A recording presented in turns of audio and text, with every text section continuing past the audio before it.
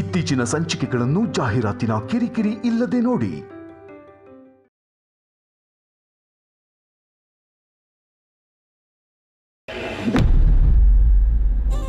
ಎಲ್ಲ ಅರೇಂಜ್ಮೆಂಟ್ಸ್ ಸರಿಯಾಗಿ ಆಗಿದೆಯಾ ಪ್ರೀತು? ಎಸ್ ಮ್ಯಾಮ್, ಆಗಿದೆ. ಗುಡ್. ಅಕ್ಕ, ಯಾರು ಗೆಸ್ಟ್ ಬರ್ತಾರೆ ಅಂತಂದ್ರಿ, ಇಷ್ಟೊತ್ತಾದ್ರೂ ಯಾರು ಕಾಣಿಸ್ತಾ ಇಲ್ಲ. ಯಾರು ಬರ್ತಾರೆ ಅಂತ ಹೇಳ್ಬೋದಲ್ವಾ ಅಕ್ಕ? ಸಮಯ ಬಂದಾಗ ನಿನಗೆ ಗೊತ್ತಾಗುತ್ತೆ.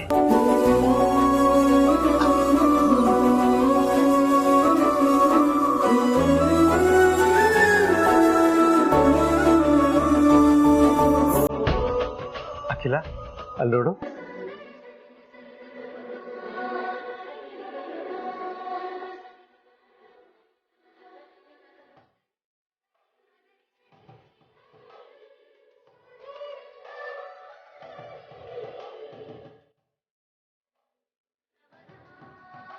ಎಷ್ಟು ಚೆನ್ನಾಗಿದ್ದೀರಾ, ಸುಂದರವಾದ ಜೋಡಿ. ನನ್ನ ದೃಷ್ಟಿನೇ ತಾಗುತ್ತೆ.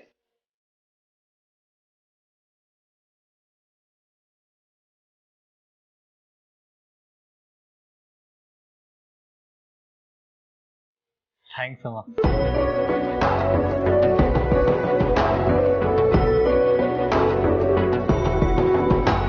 ನಮ್ಮದು ರೆಡಿ ಆಗೋಕೆ ಹೇಳಿ ನೀವೆಲ್ಲ ಇನ್ನೂ ಹಾಗೆ ಇದ್ದೀರಾ? ನಾವ್ಯಾರು ರೆಡಿ ಆಗೋ ಅವಶ್ಯಕತೆನೇ ಇಲ್ಲ. ನೀವಿಬ್ರು ರೆಡಿ ಆಗ್ಬೇಕಾಗಿತ್ತು ಅಷ್ಟೇ. ಹೌದಾ? ಅಮ್ಮ, ಗೆಸ್ಟ್ ಇನ್ನೂ ಬಂದೇ ಇಲ್ವಲ್ಲ? ಬಂದಾಯ್ತು. ಬಂದಾಯ್ತಾ? ಎಲ್ಲಿದ್ದಾರಮ್ಮ? ಇಲ್ಲೇ ನನ್ನ ಕಣ್ಣು ಮುಂದೆನೆ.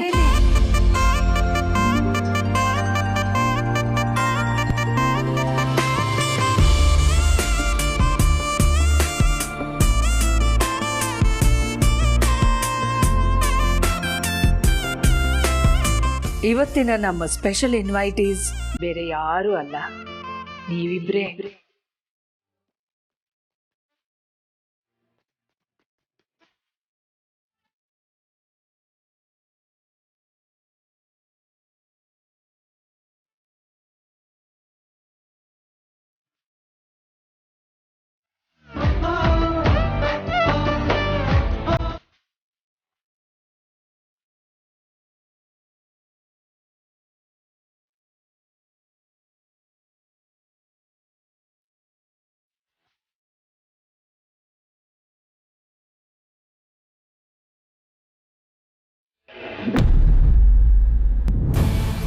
ದಾಮಿನಿ ಕತ್ತಲ್ಲಿರೋ ಕ್ಯಾಮ್ರಾ ಆಕ್ಟಿವ್ ಆಗಿಲ್ಲ, ಸೊ ಅದಕ್ಕೆ ಆಲ್ಟರ್ನೇಟ್ನ ಆಕ್ಟಿವ್ ಮಾಡೋ ಟೈಮ್ ಬಂದಿದೆ.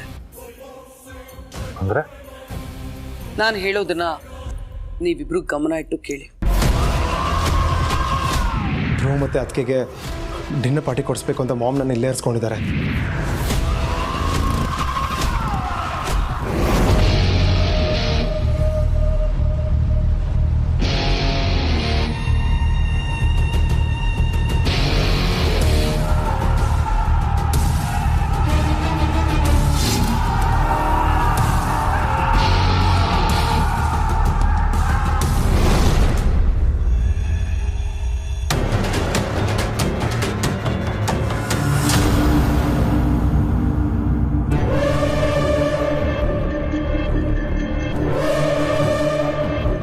ನಮ್ಮ ಕೈಲಾಗುತ್ತೆ.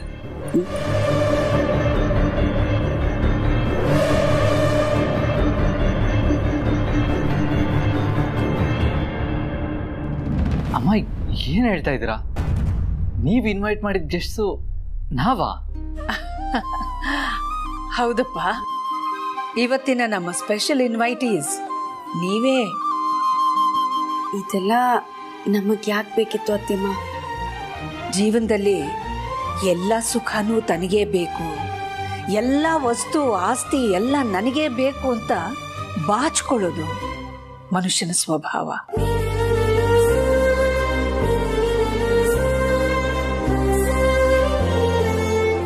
ಕೆಲವರಂತೂ ಕುಟುಂಬದಲ್ಲಿ ಬೇರೆಯವರ ಬಗ್ಗೆ ಯೋಚನೆ ಕೂಡ ಮಾಡೋದಿಲ್ಲ.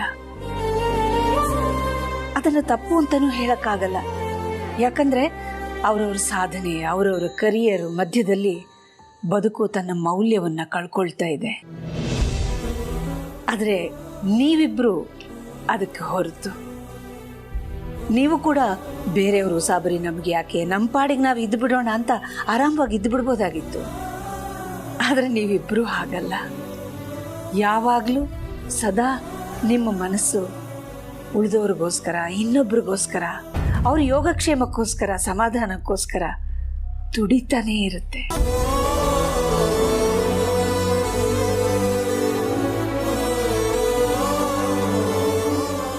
ನಿಮ್ಮ ಈ ಗುಣವನ್ನ ಗೌರವಿಸೋ ಸಮಯ ಇದು.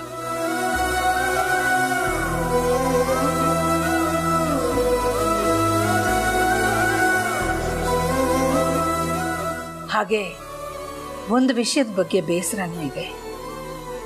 ಅದು ನಿಮ್ಮ ಬಗ್ಗೆ ಅಲ್ಲ, ನನ್ನ ಮೇಲೆ, ನನ್ನ ಬಗ್ಗೆ ನನಗೆ ಬೇಸರ. ಯಾಕೆ ಹೇಳಿ? ನನ್ನ ಮೇಲೆ ಬಂದಿರೋ ಆದಿ ಕೊಲೆ ಪ್ರಕರಣದ ಆರೋಪದಿಂದ ನನಗಿಂತ ಹೆಚ್ಚಾಗಿ ನೀವು ಕುಗ್ಗಿ ಹೋಗಿದ್ದೀರಾ. ನಾನು ಇತ್ತೀಚೆಗೆ ಗಮನಿಸಿದ್ದೀನಿ. ಆದಿ ಜೊತೆ ಇದ್ದಾಗ ನೀನು ಸಲುಗೆಯಿಂದ ಇಲ್ಲ.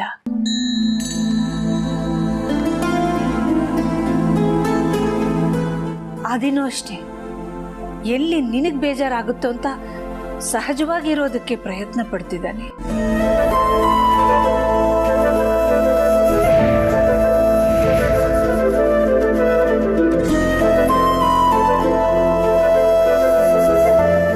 ಇಬ್ರು ಒದ್ದಾಡ್ತಿದ್ದೀರಾ. ಆದ್ರೆ ಇದೆಲ್ಲ ಎಲ್ಲಿವರೆಗೂ?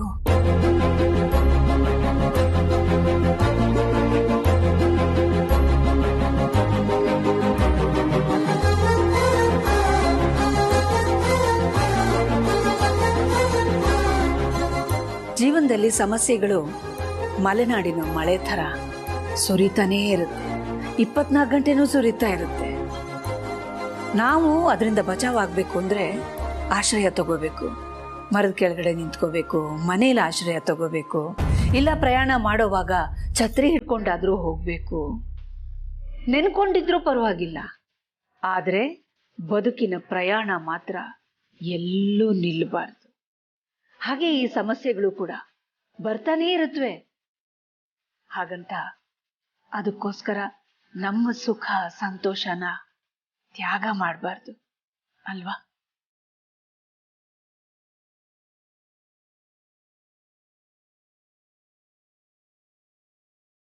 ಅಕ್ಕ, ಅವರಿಬ್ರು ತುಂಬಾ ಸುಖವಾಗಿ ಇದ್ದಾರಲ್ವಾ? ಅಂಥದ್ದೇನ್ ತ್ಯಾಗ ಮಾಡಿದ್ದಾರೆ? ಅರ್ಥ ಆಗೋರ್ಗೆ ಹೇಳ್ಬೇಕಾಗಿಲ್ಲ, ಅರ್ಥ ಆಗುತ್ತೆ. ಇನ್ನು ಸ್ವಲ್ಪ ಸುಮ್ಮನಿರು.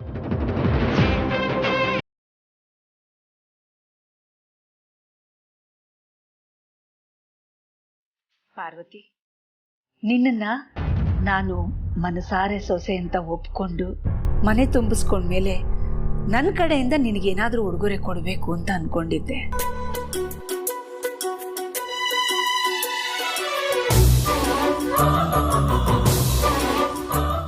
ಆದ್ರೆ ಆಮೇಲೆ ಮನೇಲಿ ಏನೇನೋ ಘಟನೆಗಳು ನಡೆದೋಯ್ತು. ಎಲ್ಲರಿಗಿಂತ ಹೆಚ್ಚಾಗಿ ನೀವಿಬ್ರು ಆತಂಕದಲ್ಲಿದ್ರಿ. ಹಾಗಾಗಿ ನನ್ನ ಆಸೆ ಈಡೇರಲೇ ಇಲ್ಲ. ಬದುಕಿನ ನಿಮ್ಮ ಈ ಸಮಯನ ಸಂತೋಷಕರವಾಗಿ ಕಳೆಯೋದಕ್ಕೆ ಒಂದು ಅವಕಾಶ ಮಾಡಿಕೊಡ್ಬೇಕು ಅಂತ ನನ್ಗನ್ನಿಸ್ತು. ಅದಕ್ಕೆ ಈ ಸರ್ಪ್ರೈಸನ್ನ ಅರೇಂಜ್ ಮಾಡಿರೋದು.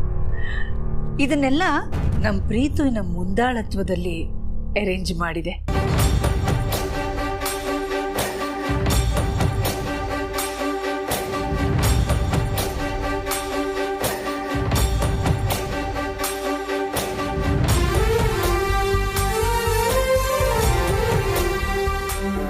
ಏನ್ ಸರ್ಪ್ರೈಸು ಅಂತ ಟೆರೆಸ್ಗೆ ಹೋಗಿ ನೋಡಿ, ಗೊತ್ತಾಗುತ್ತೆ.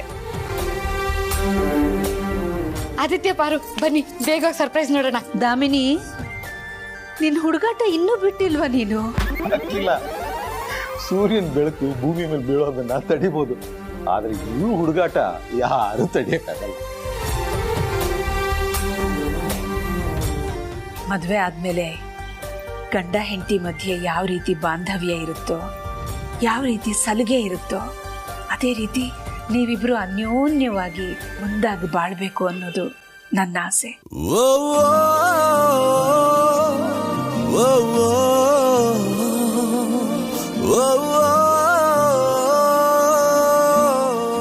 ಇಲ್ಲ, ನೀವು ಹಾಗಿಲ್ಲ ಅಂದರೆ ನನ್ನ ಮನಸ್ಸಿಗೆ ಇದಕ್ಕೆಲ್ಲ ನಾನೇ ಕಾರಣ ಅಂತ ಒಂದು ಹೊಸದಾಗಿ ಕೊರಗು ಸೇರ್ಕೊಂಡ್ಬಿಡುತ್ತೆ. ನಾನು ಕೊರಗೋದು ನಿಮಗಿಷ್ಟನಾ? ಅಯ್ಯೋ ಇಲ್ಲ ಅತ್ತೆಮ್ಮ, ನೀವು ಹೇಳಿದ್ದನ್ನ ಚಾಚು ತಪ್ಪದೆ ಪಾಲಿಸ್ತೀವಿ.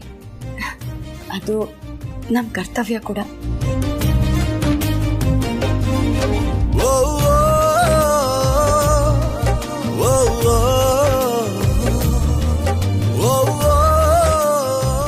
ಹೌದಮ್ಮ, ಇನ್ಮೇಲೆ ನಾವು ನಿಮಗೆ ನಿರಾಸೆ ಮಾಡಲ್ಲ.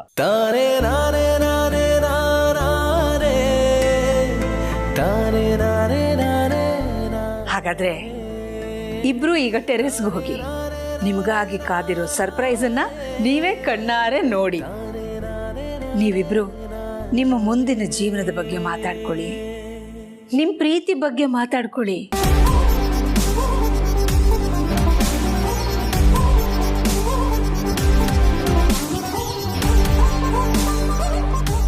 ದೇವರು ನಿಮ್ಮನ್ನ ಚೆನ್ನಾಗಿಟ್ಟಿರ್ಲಿ. ಮಿಸ್ಟರ್ ಆದಿತ್ಯ, ನೀವು ಹೋಗ್ತಿರೋದು ಡಿನ್ನರ್ಗೆ, ಸ್ವಲ್ಪ ರೊಮ್ಯಾಂಟಿಕ್ ಫೀಲ್ ಇರಲಿ.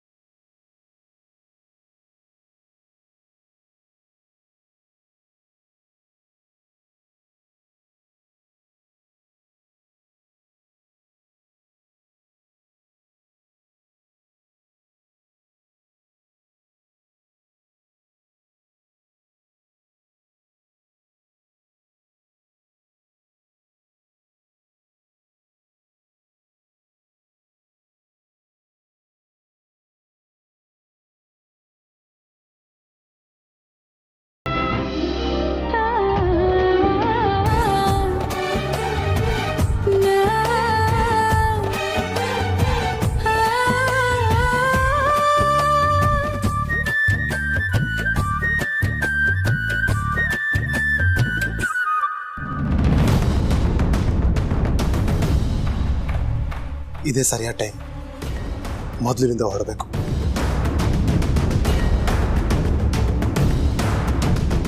ಅಲ್ಲ, ಎಲ್ಲರೂ ಆದಿ ಪಾರ್ವತಿನ ಒಳ್ಳೆ ಹನಿಮೂನಿಗೆ ಕಳಿಸೋ ಥರ ಬಿಲ್ಡಪ್ ಕೊಡ್ತಾ ಇದ್ದಾರಲ್ಲ. ಇವ್ರು ಹೋಗ್ತಾ ಇರೋದು ಟೆರೆಸ್ಗೆ, ಅದು ಊಟ ಮಾಡೋಕ್ಕೆ. ಇಷ್ಟೊಂದು ಬಿಲ್ಡಪ್ ಬೇಕಾ?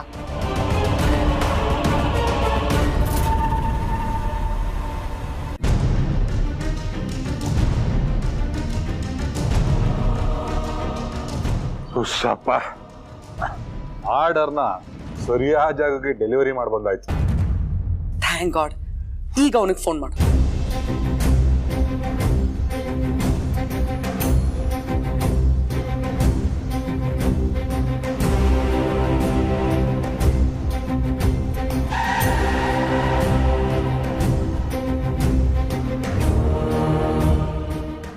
ಹಲೋ, ಆನ್ ದಿ ವೇ, ಬರ್ತಾ ಇದ್ದೀನಿ. ಬೇಡ ಮರಿ, ಈಗ ನೀನ್ ಬರೋ ಅವಶ್ಯಕತೆನೇ ಇಲ್ಲ. ಯಾಕೆ, ನಾಳೆ ಬರಲಾ? ನಾಳೆನೂ ಬೇಡ ಮರಿ.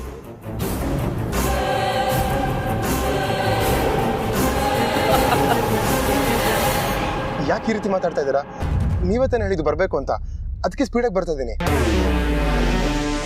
ಇನ್ನು 10 ನಿಮಿಷ ರೀಚ್ ಆಗ್ಬಿಡ್ತೀನಿ. ನಾನು ಬರೋದು ಲೇಟ್ ಆಯ್ತು ಅಂತ ಬೇರೆ ಏನು ಪ್ರಾಬ್ಲಮ್ ಕ್ರಿಯೇಟ್ ಮಾಡಕ್ ಹೋಗ್ಬೇಡಿ.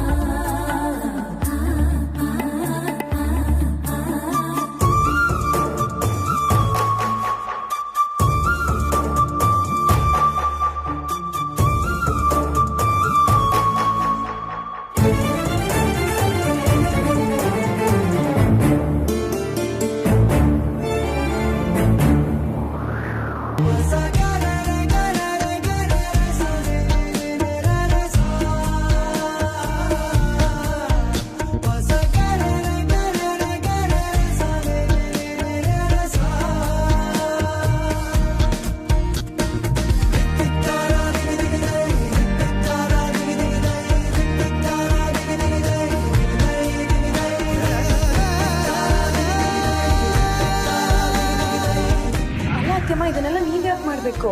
ನಮ್ಮನೆಗೆ ಇವತ್ತು ಇಬ್ರು ಸ್ಪೆಷಲ್ ಗೆಸ್ಟ್ಗಳು ಬರ್ತಾ ಇದ್ದಾರೆ. ಅವ್ರಿಗೆ ನನ್ನ ಕೈ ರುಚಿನೇ ಇಷ್ಟ, ಅದಕ್ಕೆ ನಾನೇ ಮಾಡಬೇಕು.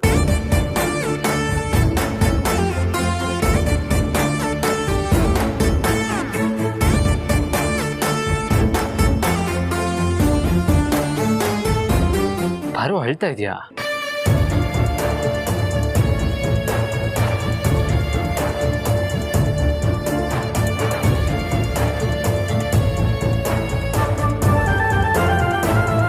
ನೋಡು, ನಾವಿಬ್ರು ಸಂತೋಷವಾಗಿರ್ಲಿ ಅಂತ ತಾನೆ ಅಮ್ಮ ಇಷ್ಟೆಲ್ಲ ಅರೇಂಜ್ಮೆಂಟ್ಸ್ ಮಾಡಿರೋದು. ಇವಾಗ ನೀನು ಈ ರೀತಿ ಕಣ್ಣೀರು ಹಾಕಿದ್ರೆ ಅವ್ರ ಶ್ರಮಕ್ಕೆ ಅವಮಾನ ಮಾಡ್ದಾಗಲ್ವಾ?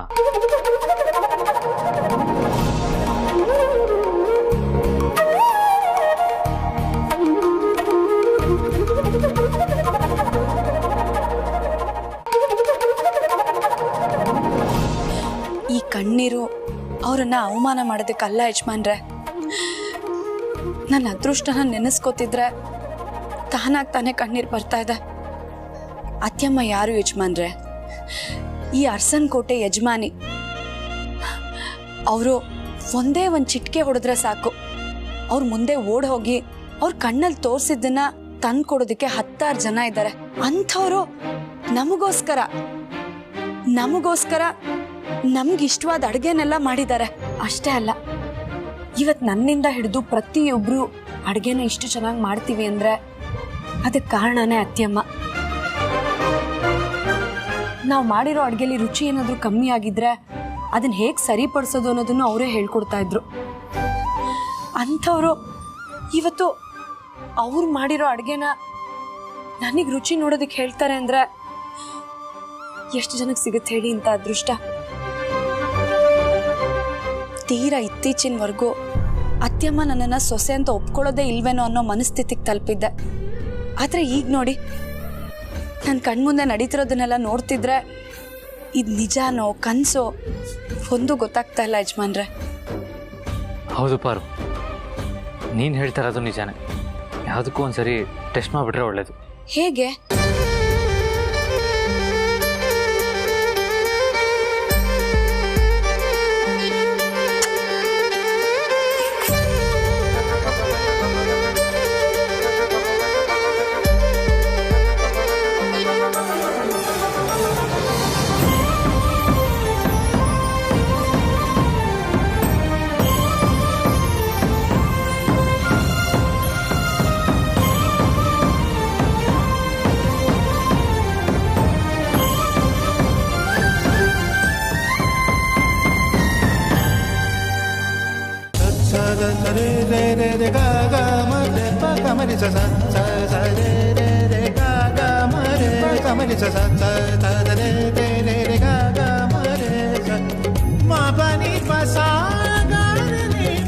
ಅತ್ಯಮ್ಮ ಕಳ್ಸಿರೋದು ನೀವು ಮುತ್ಕೊಡ್ಲಿ ಅಂತಲ್ಲ, ಊಟ ಮಾಡ್ಲಿ ಅಂತ.